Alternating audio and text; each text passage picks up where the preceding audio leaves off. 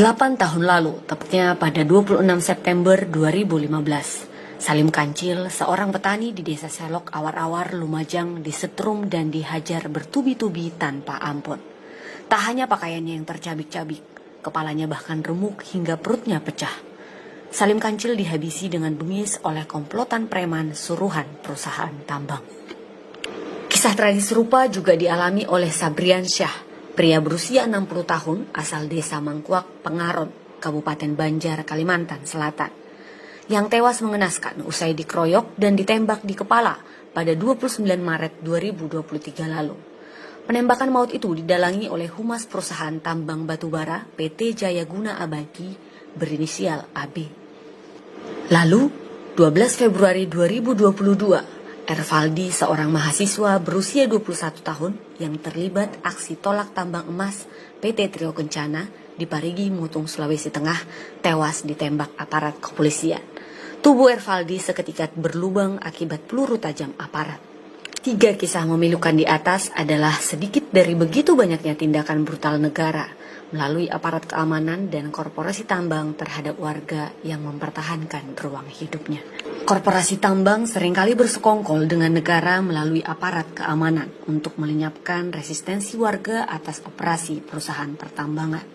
Jata mencatat pola-pola umum seperti pendekatan keamanan yang represif, yakni dengan intimidasi dan kekerasan fisik, semakin sering digunakan. Hal ini dialami warga hampir di seluruh wilayah tempat di mana perusahaan tambang beroperasi.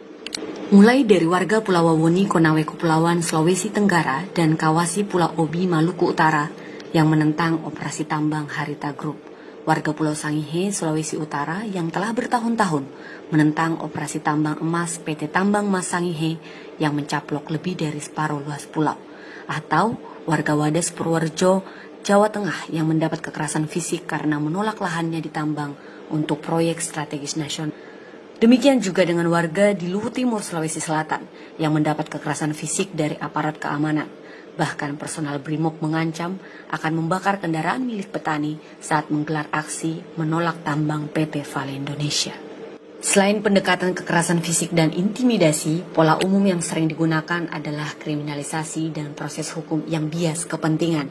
Menurut catatan Jatam, ada 178 orang warga yang tersebar di berbagai wilayah dikriminalisasi karena menolak industri tambang.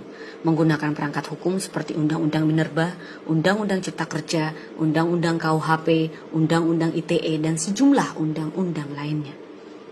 Kisah Salim Kancil di Lumajang atau Ervaldi di Parigi Mutung serta sejumlah warga yang mendapat kekerasan fisik dan dikriminalisasi adalah sekelumit peristiwa ihwal kekerasan negara dan korporasi yang begitu nyata dan tak berkesudahan. Aparat negara dan korporasi justru menjadi sumber ketakutan utama warga. Takut mendapat kekerasan, takut diusir dari rumah sendiri, takut dikriminalisasi kalau menolak atau menghentikan perampasan sumber-sumber penjamin kehidupan. Bahkan takut kehilangan nyawa meski sekadar mempertahankan hak atas ruang hidup.